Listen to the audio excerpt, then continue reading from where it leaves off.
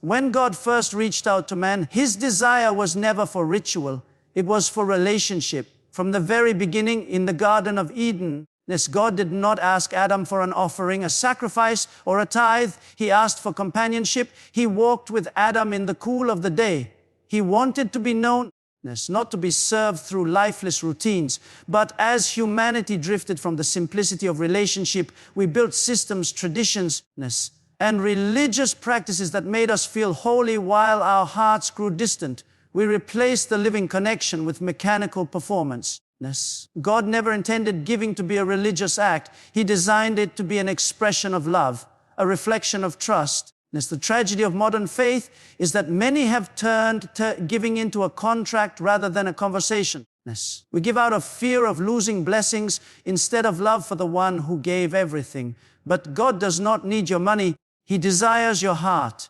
He does not measure your devotion by your rituals, but by your relationship. When love governs giving, every act becomes sacred, even the smallest. So think about it. Ritual is predictable, relationship is alive. Ritual can be imitated, relationship cannot. You can perform a ritual without emotion, but you cannot love without engagement.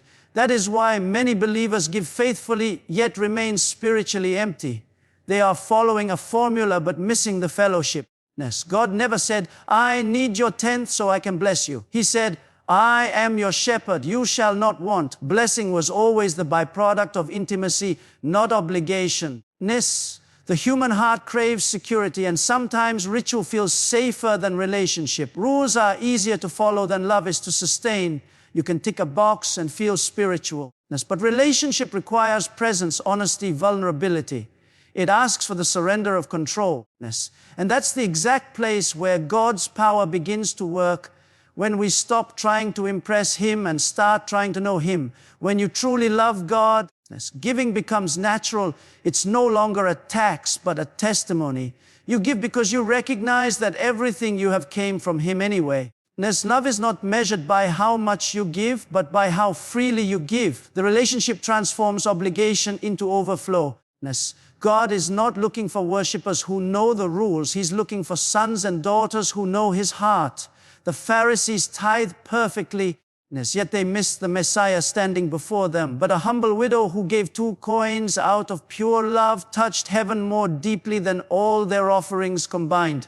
So, when you give as someone in love, not as someone paying dues. Let your heart speak louder than your hands, because when relationship replaces ritual, giving stops being an act of duty and becomes an act of destiny. Remember this, God doesn't count what you give. He cherishes why you give.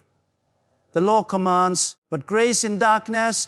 The law says, you must, but grace whispers, you may. One is rooted in fear, the other in freedom. One demands obedience through duty, the other awakens devotion through love. When Jesus came, He did not abolish the law. He fulfilled it. And in doing so, He replaced compulsion with compassion. Under the law, people gave because they had to. Under grace, they give because they want to. The difference may seem small, but spiritually, it changes everything. The law was necessary for a time. It was a mirror that revealed man's inability to save himself. It exposed the need for divine intervention.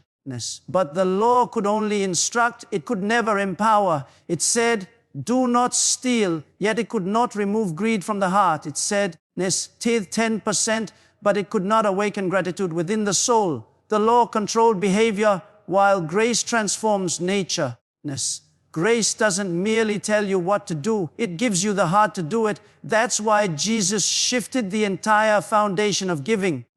He didn't praise those who gave the largest amounts. He praised the one who gave with the greatest love. Grace is not about quantity, it's about quality of heart.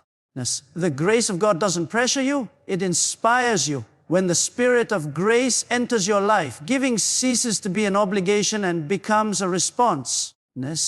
It's like breathing, natural, effortless, life-giving. The Pharisees gave faithfully, yet they lacked joy. Their hands were open, but their hearts were closed. They lived under the shadow of, you must. But those who encountered Jesus were moved by, you may. Think of Zacchaeus, a man whose heart was touched by grace so deeply that he gave away half his wealth without being told to. No command was issued, no rule was enforced. Grace had done what law never could. It changed the man from the inside out. When you give under law, you're paying a debt. When you give under grace, you're expressing gratitude. The law makes you a servant, grace makes you a child. Servants obey because they fear punishment.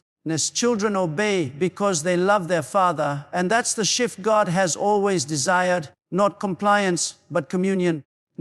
Grace elevates giving from a mechanical act to a spiritual experience. It's no longer about meeting requirements. It's about reflecting relationship. You don't tithe because you have to. You give because your heart overflows. You give because love compels you, not because the law demands you. The law says, earn your blessing. Grace says, you are already blessed. Now live like it. That's the freedom of the gospel. When you give from grace, you're not purchasing favor. You're participating in divine flow. Remember this. The law can change your actions, but only grace can change your heart. That's when God looks at what we give, He does not see the weight of the coins or the digits on a check. He sees the weight of our intention. Heaven is not moved by the size of a gift, but by the sincerity of the heart behind it. In the eyes of men, a large offering may look impressive, but in the eyes of God, even a small act done in love can shake eternity. God measures differently. Where man sees numbers, God sees motives. Where man measures worth by what's in the hand, God measures worth by what's in the heart. Jesus revealed this truth most beautifully in the story of the widow's offering. The temple treasury was filled that day with gifts from the rich, the sound of gold echoing in the offering boxes. But amid the noise, one faint clink captured heaven's attention. A widow, fragile and unnoticed, gave 2 small coins, almost nothing in material value, but everything she had. As Jesus turned to His disciples and said, she gave more than all of them. Why? Because her giving was not measured by mathematics, but by meaning. She gave her heart. It's not her leftovers. God's kingdom operates by this paradox. It's never about the amount, but about alignment. How aligned your heart is with His will. You can give a fortune and still remain poor in spirit if your heart is untouched. But you can give a simple act of kindness, a prayer whispered in faith, a gesture of compassion, and heaven counts it as abundance because love multiplies value. There is a psychological truth hidden here as well. What we value most is what we willingly give our energy to. When we give with pride, we are feeding the ego. When we give with humility, we are freeing the soul. That's why giving is not about transferring money. It's about transforming character. God uses the act of giving to refine the motives of the heart. It's never a financial transaction. It's a spiritual test. He asks not because He needs, but because He wants to reveal what owns us. The heart that gives reluctantly gives from fear. The heart that gives joyfully gives from faith. And that is the difference between religion and relationship. Religion calculates, relationship overflows. One asks, how much must I give? The other asks, how much more can I love? That is the heart God recognizes. One that gives because it cannot contain its gratitude. When you understand this, giving stops being about numbers and starts being about nature, the nature of your spirit. God's blessings are not triggered by your offering. They are released by your attitude. Remember this, God doesn't measure what leaves your hand. He measures what stays in your heart when you give it. Giving is not about money. It is about trust. Every time we give, we are declaring what we believe about God. It is not the act of parting with something valuable.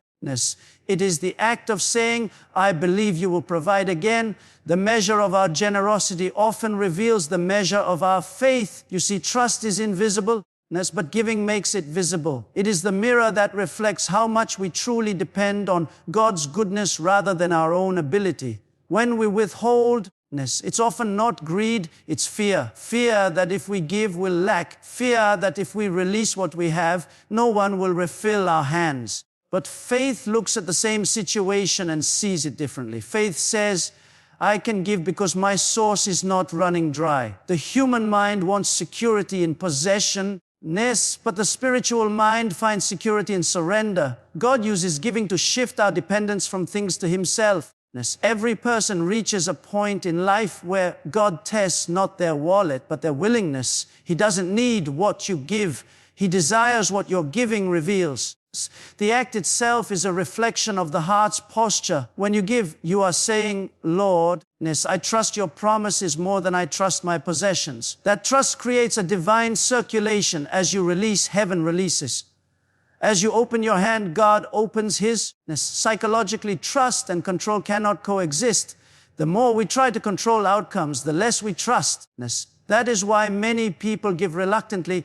They are torn between their need for control and their desire for faith. Yet the paradox of God's kingdom is that the moment you let go, you gain. You cannot outgive a God whose very nature is generosity. When you give in trust, you enter into the flow of divine abundance where every act of release becomes a seed for future provision. Think about Abraham standing on the mountain with Isaac. God did not need the sacrifice of his son. He needed the surrender of his trust. The moment Abraham lifted the knife, God intervened, because heaven recognized that trust had reached perfection. That same principle lives within us today. God doesn't test to take, he tests to reveal. He doesn't ask for what you can't give. He asks for what you won't trust him with. When you give with faith, you're not losing something, you're declaring something that your hope, your peace, and your future do not depend on the things of this world, but on the unshakable goodness of God. Remember this, what you give shows what you believe, and every act of trust becomes the bridge between your present need and God's promised abundance. The true tithe was never meant to be about a portion of your income. It was always about the posture of your heart. God is not after your tenth, he is after your trust. When he asks for a tither, it's not because he needs your resources, but because he wants your surrender. The real offering is not what leaves your hand, but what leaves your will. The true tithe is not the sacrifice of things, it is the surrender of self. In the Old Testament, the tithe symbolized giving God the first and best portion. But in the New Covenant, that symbolism deepened. Now, God doesn't just ask for the first fruits of our harvest. He asks for the first place in our hearts. You see, giving a percentage is easy. What's difficult is yielding your pride, your plans, your independence, the parts of you that resist surrender. That's why Jesus said, where your treasure is, there your heart will be also. The tithe, in essence, was never about treasure, was about tracing the heart's loyalty. When you give yourself fully to God, everything else falls into divine order. Your finances, your time, your energy, they naturally align with his will. But when your heart remains divided, even generous acts lose their spiritual weight. God does not want a piece of you.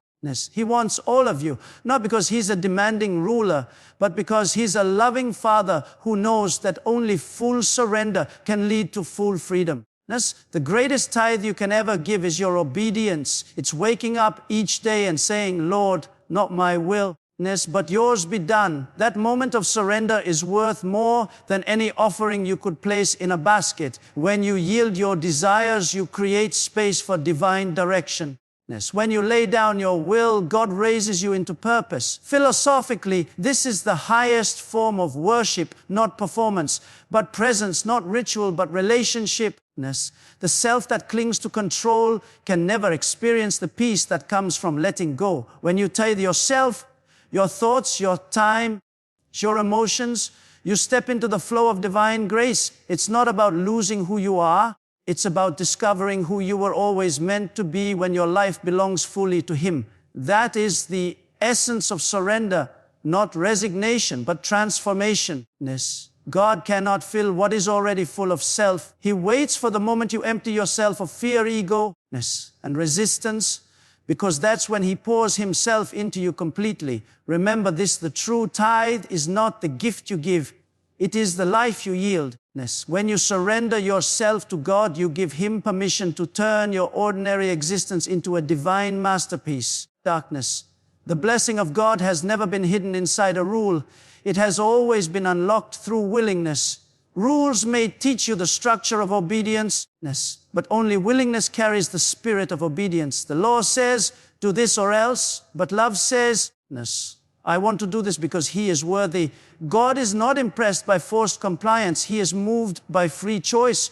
The moment you choose to obey, not because you must, but because you want to, that is when heaven begins to respond. Many people live under the pressure of religious duty. They give, they serve, they pray, not out of love, but out of fear that something might go wrong if they stop. Their actions are right, but their hearts are weary.